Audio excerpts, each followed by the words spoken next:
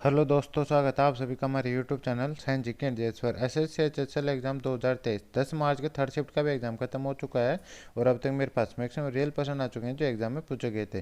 तो शुरू करते हैं आज का वीडियो, देखते हैं किस प्रकार के क्वेश्चन पूछे गए हैं जीके एंड जीएस के। शुरू करने से पहले यदि आप चैनल पर नहीं आए हो तो चैनल सब्सक्राइब कर बेल आइकन ऑन कर लो रियल एनालिसिस देखने के लिए। तो गाइस शुरू करते हैं आज के थर्ड शिफ्ट का फर्स्ट क्वेश्चन से। फर्स्ट क्वेश्चन पूछा गया था, सिंधु घाटी सभ्यता से कौन सा स्थान संबंधित है? तो गाइस हड़प्पा स्थान संबंधित है। हड़प्पा ऑप्शन दे रखा था, ये इसका राइट आंसर हो जाएगा। इसमें नेक्स्ट क्वेश्चन पूछा गया था, अनुच्छेद 50 किससे संबंधित है? तो कार्यपालिका से न्यायपालिका की पृथक्करण से संबंधित है, तो ये इसका राइट आंसर हो जाएगा। इसमें नेक्स्ट क्वेश्चन पूछा गया था, अक्टूबर 2022 में चंद्रयान 2 ने किस पदार्थ की बहुतायत का पता लगाया? तो इसका राइट आंसर हो जाएगा चंद्रयान 2 स्पेक्ट्रोमीटर ने पहली बार चंद्रमा पर सोडियम की प्रचुर मात्रा का मानचित्रण किया, तो सोडियम इसका बिल्कुल करेक्ट आंसर हो जाएगा। इस पर नेक्स्ट क्वेश्चन पूछा गया था, पूर्वी तट का क्षेत्रीय नाम क्या नहीं है? तो भाई मालाबार तट नहीं है, तो ये इसका राइट आंसर हो जाएगा। पूरे तट के क्षेत्र के नाम की बात करें तो ओडिशा, उत्कल तट, तमिलनाडु कोरोमंडल तट, पायन घाट, भारत के पूर्वी घाट को कोरोमंडल तट भी कहा जाता है, तो ये सभी इसके पूर्वी घाट के नाम है। और पश्चिम घाट की बात करें, इसके क्षेत्रीय नामों की बात करें, कोंकण तट, महाराष्ट्र तट, गोवा तट, मालाबार तट और केरल और कर्नाटक तट भी इसको कहा जाता है। जो पश्चिम घाट है उसको, तो ये भी आपको ध्यान रखना है। इसमें नेक्स्ट क्वेश्चन पूछा गया था, सरिस्ता के लिए विश्व बैंक ने किस राज्य को 350 मिलियन अमेरिकी डॉलर दिया है, मतलब लोन दिया है? तो गाइस इसका राइट आंसर है किस राज्य को दिया है? तो यह इसका राइट आंसर है गुजरात राज्य को दिया है विश्व बैंक ने, तो इसका राइट आंसर गुजरात हो जाएगा। और इसके बाद करें, 350 मिलियन डॉलर यानी 2832 करोड़ रुपए से अधिक के लोन को मंजूरी दी। राज्य सरकार इसे सार्वजनिक स्वास्थ्य सेवाओं को बेहतर बनाने पर इस्तेमाल करेगी। यह विशेष रूप से किशोर लड़कियों और रोग निगरानी पर खर्च किया जाएगा, तो यह भी आपको ध्यान रखना है। इसमें नेक्स्ट क्वेश्चन पूछा गया था, निम्न खालिस्तान प्राचीन मार्शल आर्ट कौन सा है? तो गाइस राइट आंसर हो जाएगा कलरीपयट्टू है, जो भारतीय मार्शल आर्ट है। यह सबसे पुराना प्राचीन मार्शल आर्ट और जिसकी उत्पत्ति केरल में हुई थी। इसे भारत के अलावा दुनिया के सबसे पुराने मार्शल आर्ट में से एक माना जाता है। काफी लोगों को मानना है कि कलरीपयट्टू दुनिया के सभी मार्शल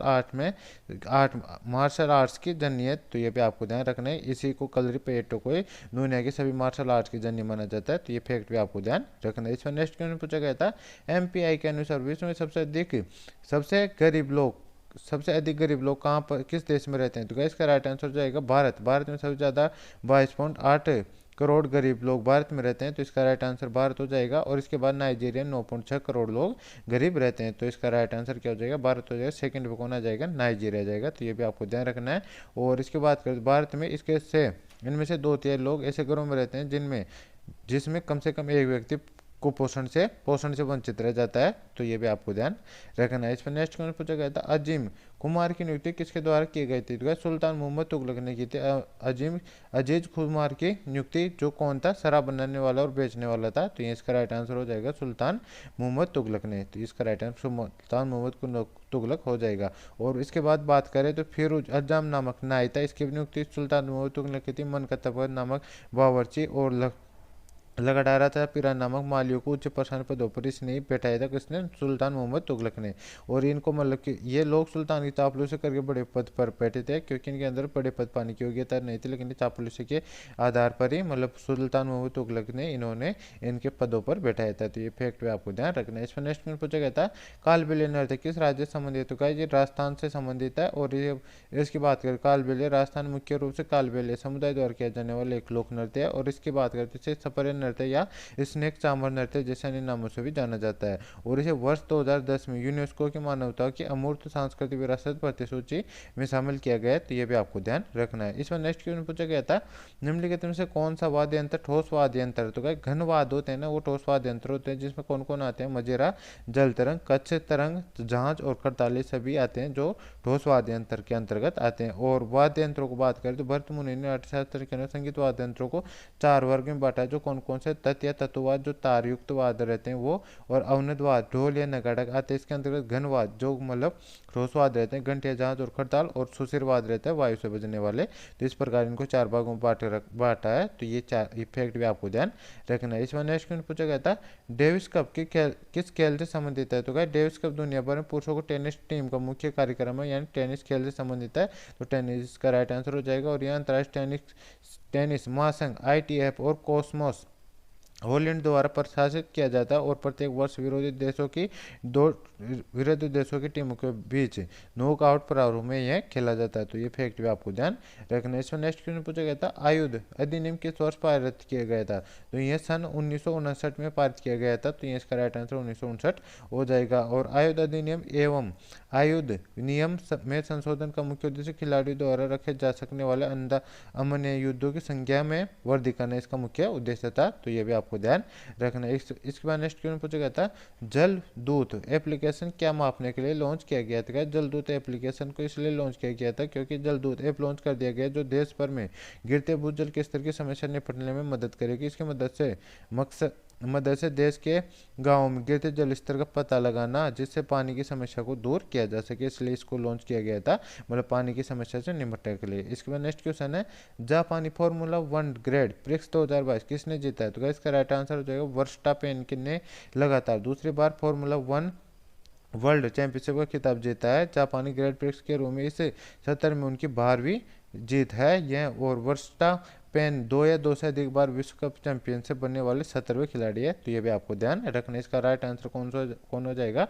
वर्स्टापेन इसका राइट आंसर हो जाएगा। इस पर नेक्स्ट क्वेश्चन पूछा गया था, रिवर्स रेपो रेट क्या है? तो रिवर्स रेपो रेट वह दर है जिस पर भारतीय कमर्शियल बैंक आरबीआई को पैसा उधार देता है, मतलब भारतीय कमर्शियल बैंकों को आरबीआई पैसा उधार देता है, वह रिवर्स रेपो दर होती है। और यह द्विमासिक बैठक में मौद्रिक नीति समिति द्वारा तय की गई दर है। कमर्शियल बैंक को पैसा उधार देने का कारण यह है कि बदले में आरबीआई उन्हें अधिशेष धन पर आकर्षण ब्याज दर देती है। रिवर्स रेपो रेट और मुद्रापूर्ति के बीच की अप्रत्यक्ष संबंध है। यदि ये रिवर्स रिपोर्ट दर घटती है तो धन की आपूर्ति बढ़ जाती है। तो ये भी आपको ध्यान रखना है। इसमें नेक्स्ट क्वेश्चन पूछा गया था, डेटा ट्रांसमिशन किस मोड से संबंधित है? तो गाइस जब डिवाइसों के मध्य डाटा का ट्रांसमिशन दोनों दिशाओं में एक ही समय पॉसिबल होता है तो इस ट्रांसमिशन मोड को फुल डिप्लेक्स ट्रांसमिशन मोड कहा जाता है। तो इसका राइट आंसर हो जाएगा। इसकी एग्जांपल की बात करें, टेलीफोन और मोबाइल इसकी एग्जांपल है। जब मतलब दोनों ही दिशाओं में एक साथ डाटा ट्रांसमिशन होता है तो उसे फुल डुप्लेक्स ट्रांसमिशन मोड कहा जाता है। तो ये इसका राइट आंसर हो जाएगा। इसमें नेक्स्ट क्वेश्चन पूछा गया था, PMGY 2018 में किस लिए शुरू की गई थी? PMJY जय योजना 2018 किस लिए शुरू किए गए थे? तो इसका राइट आंसर है आयुष्मान भारत योजना या प्रधानमंत्री जन आरोग्य योजना भारत सरकार की एक स्वास्थ्य योजना है जिसे 23 सितंबर 2018 पूरे भारत में लागू किया गया था। और 2018 के बजट के सत्र में वित्त मंत्री अरुण जेटली ने इस योजना की घोषणा की। इस योजना का उद्देश्य आर्थिक रूप से कमजोर लोगों को बीपीएल धारक को स्वास्थ्य बीमा मुहैया कराने इसका मुख्य उद्देश्य था, मतलब स्वास्थ्य बीमा उपलब्ध कराने इसका मुख्य उद्देश्य था। तो इसका राइट आंसर हो जाएगा। इसमें नेक्स्ट क्वेश्चन पूछा गया था, अंबाला से सुंदरवन तक ढाल कितना मीटर है? तो इसका राइट आंसर 264 मीटर। इसका राइट आंसर हो जाएगा। फीट के अंदर पूछा 866 फीट इसका राइट आंसर हो जाएगा। अंबाला नगर सिंधु तथा गंगा नदी तंत्रों के बीच जल विभाजक पर स्थित है। अंबाला से सुंदरवन तक की मैदान की लंबाई 1800 किमी है। तो ये भी आपको ध्यान रखना है। एक नेक्स्ट क्वेश्चन पूछा गया था, कौन जी सर्किट बोर्ड है? तो गाइस ये मदरबोर्ड कंप्यूटर का मुख्य सर्किट बोर्ड होता है। तो ये इसका राइट आंसर हो जाएगा। और इसे सिस्टम बोर्ड या लॉजिक बोर्ड भी कहा जा सकता है। ये कंप्यूटर से भी परिपथ उपकरणों के बीच संबंध रखता है और अनुमति देता है। यह सीपीयू और मेमोरी के बीच एक कनेक्टर के रूप में भी कार्य करता है। तो गाइज ये था आज की थर्ड शिफ्ट का full paper analysis. I hope आपको वीडियो पसंद आएगी। वीडियो पसंद आए तो वीडियो को लाइक करें, चैनल पर बाय चैनल सब्सक्राइब करें, बेल आइकन ऑन करें ताकि मैं जैसे नेक्स्ट शिफ्ट का एनालिसिस लेकर आऊँ तो उसका नोटिफिकेशन आप तक पहुँच जाए और आप सबसे पहले एनालिसिस देख सके। और यदि आपको इसका पीडीएफ चाहिए तो डिस्क्रिप्शन टेलीग्राम चैनल का लिंक दे रहेगा, उसको आप ज्वाइन कर लीजिए, उस पर आपको इसका पीडीएफ मिल जाएगा। तो गाइज मिलते हैं नेक्स्ट वीडियो में, तब तक के लिए जय हिंद जय भारत। चैनल पर नए हो तो चैनल को सब्सक्राइब कर बेल आइकन ऑन कर लेना रियल एनालिसिस देखने के लिए। मिलते हैं नेक्स्ट वीडियो में, तब तक के लिए जय हिंद जय भारत।